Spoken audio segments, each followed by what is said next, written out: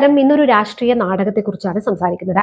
ഒരു വശത്ത് വാണിജ്യ ഗ്യാസ് സിലിണ്ടറിന് വില കുറയുന്നു, മറുവശത്താകട്ടെ പെട്രോളിനും ഡീസലിനും വില കുറച്ച ഇന്ത്യയിലെ ഏറ്റവും വലിയ സ്വകാര്യ ഇന്ധന കമ്പനിയായ നയാര എനർജി. കേൾക്കുമ്പോൾ വലിയ ആശ്വാസം എന്ന് തോന്നാം, അല്ലേ? പക്ഷേ ഈ വിലക്കുറവുകൾക്ക് പിന്നിലെ രാഷ്ട്രീയ ഗിമ്മിക്ക് എന്താണെന്ന് നമുക്കൊന്ന് പരിശോധിച്ചാലോ. കോർപ്പറേറ്റുകൾക്ക് ഇളവ് നൽകി. ഈ നാടകം എന്തിനു വേണ്ടിയാണ്? ഈ വിലക്കുറവ് ആർക്കു വേണ്ടിയാണ്? ആരുടെ കീശയിൽ നിന്നാണ് ഇതിന്റെ പണം ഇവർ തിരിച്ചു പിടിക്കുന്നത്? ഇന്നത്തെ വീഡിയോയിൽ നമ്മൾ ഈ ഇന്ധനക്കൊള്ളയുടെ കള്ളക്കളി പൊളിച്ചെടുക്കുകയാണ്. ഇതൊരു ഗെയിം പ്ലാൻ ആണ്. ക്രൂഡ് ഓയിൽ വില കൂടുമ്പോൾ അത് ജനങ്ങളുടെ തലയിൽ കെട്ടിവെക്കുന്നു. വില കുറയുമ്പോഴാകട്ടെ ആ ലാഭം കമ്പനികളുടെയും സർക്കാരിന്റെയും ലാഭമായി മാറുന്നു. ഇതിനിടയിൽ വില കുറഞ്ഞു എന്നൊരു വാർത്ത നൽകി ജനങ്ങളെ മാനസികമായി തൃപ്തിപ്പെടുത്തുന്നു. ഞാൻ തുടക്കത്തിൽ പറഞ്ഞതുപോലെ ഇത് തീർത്തും ഒരു രാഷ്ട്രീയ നാടകമാണ്. സാധാരണക്കാരൻ ചിന്തിക്കേണ്ടത് എന്തുകൊണ്ട് ഇന്ധന വിലയുടെ കാര്യത്തിൽ ഒരു സുതാര്യമായ ട്രാൻസ്പെറന്റ് ആയിട്ടുള്ള നയം നമുക്കില്ല എന്നതാണ്.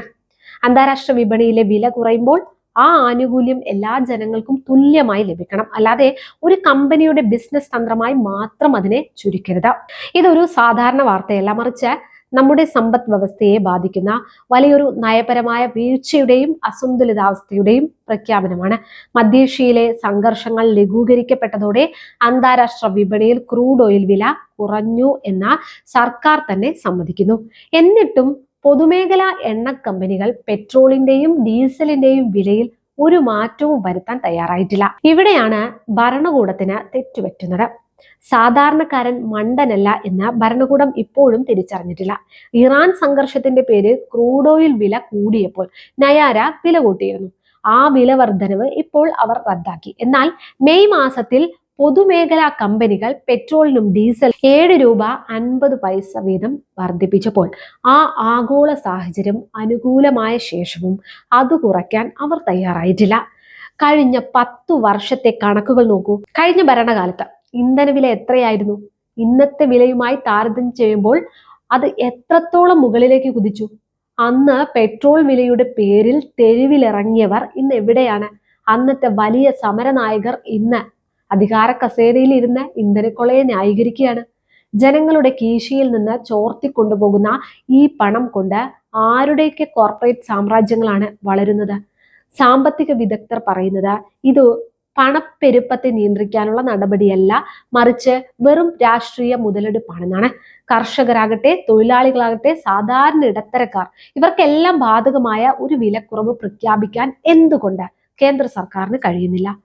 സ്വകാര്യ കമ്പനികൾ ലാഭമുണ്ടാക്കുമ്പോൾ പൊതുമേഖലാ സ്ഥാപനങ്ങൾ സർക്കാരിന്റെ ഒത്താശയോടെ ജനങ്ങളെ കൊള്ളയടിക്കുന്നത് ജനാധിപത്യത്തോട് ചെയ്യുന്ന വലിയ ചതിയാണ്. ഇവിടെയാണ് ഭരണകൂടം ജനങ്ങൾക്കൊപ്പമാണോ അതോ എണ്ണ കമ്പനികളുടെ ബിസിനസ് പാർട്ട്ണർ ആണോ എന്ന ചോദ്യം പ്രസക്തമാകുന്നത്.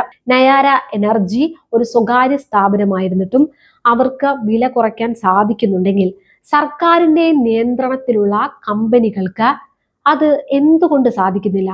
ഗ്യാസ് സിലിണ്ടറിന് 1000 രൂപയ്ക്ക് മുകളിൽ നൽകേണ്ടി വരുന്ന സാഹചര്യത്തിൽ ഇന്ധന വിലയിലെ ഈ ചെറിയ കുറവുകൾ പോലും സാധാരണക്കാരന് വലിയ ആശ്വാസമാണ് നൽകാറുള്ളത്. എന്നാൽ ഇത്തരം വിലക്കുറവുകൾ പോലും തെരഞ്ഞെടുപ്പ് അടുത്തു വരുമ്പോൾ മാത്രം നടപ്പാക്കുന്ന രീതി ഒരു പ്രഹസനമായി മാറുകയാണ്.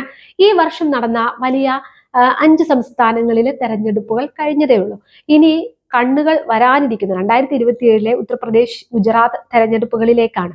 വലിയ സംസ്ഥാനങ്ങളിലെ തെരഞ്ഞെടുപ്പുകൾ അടുക്കുമ്പോൾ ഭരണകൂടം ഇന്ധനവില കുറച്ച് ജനങ്ങളെ സന്തോഷിപ്പിക്കാൻ ശ്രമിക്കാറുണ്ട്. ഇപ്പോൾ വില കുറയ്ക്കാതെ ലാഭം കൊയ്യുന്നവർ 2027 തുടക്കത്തിൽ വില കുറച്ച് ജനകീയ സർക്കാർ എന്ന പേര് വീണ്ടും നേടിയെടുക്കാനുള്ള തന്ത്രമാണോ മെനയുന്നത്? ഇത് ഒരു ഗിമ്മിക്ക് മാത്രമല്ല, കൃത്യമായി പ്ലാൻ ചെയ്ത ഒരു പൊളിറ്റിക്കൽ ടൈമിംഗ് കൂടിയാണ്. ഈ നയം മാറ്റേണ്ടതുണ്ട്. ഓരോ തവണയും നമ്മൾ ജാഗ്രത പാലിക്കേണ്ടതുണ്ട്. സർക്കാർ പ്രഖ്യാപിക്കുന്ന ഇത്തരം താൽക്കാലിക ആനുകൂല്യങ്ങൾക്ക് പിന്നിലെ ഗിമ്മിക്കുകൾ തിരിച്ചറിയാൻ സാധാരണക്കാരന് കഴിയണം. അവസാനമായി ഒരു കാര്യം പറയട്ടെ. നമ്മുടെ രാജ്യം മുന്നോട്ട് പോകേണ്ടത് അത് കോർപ്പറേറ്റുകളുടെ വളർച്ച കൊണ്ടല്ല, മറിച്ച് സാധാരണക്കാരന്റെ ജീവിത നിലവാരം ഉയർത്തിക്കൊണ്ടാണ്. ഇന്ധനവിലയിൽ സർക്കാർ കൃത്യമായ ഒരു പോളിസി കൊണ്ടുവരണം.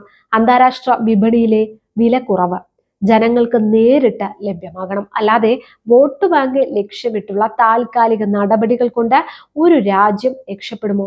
നയാര എനർജിയുടെ ഈ നീക്കം ഒരു തുടക്കമാകണം. പൊതുമേഖലാ കമ്പനികൾ ഇനിയെങ്കിലും കണ്ണു തുറക്കണം.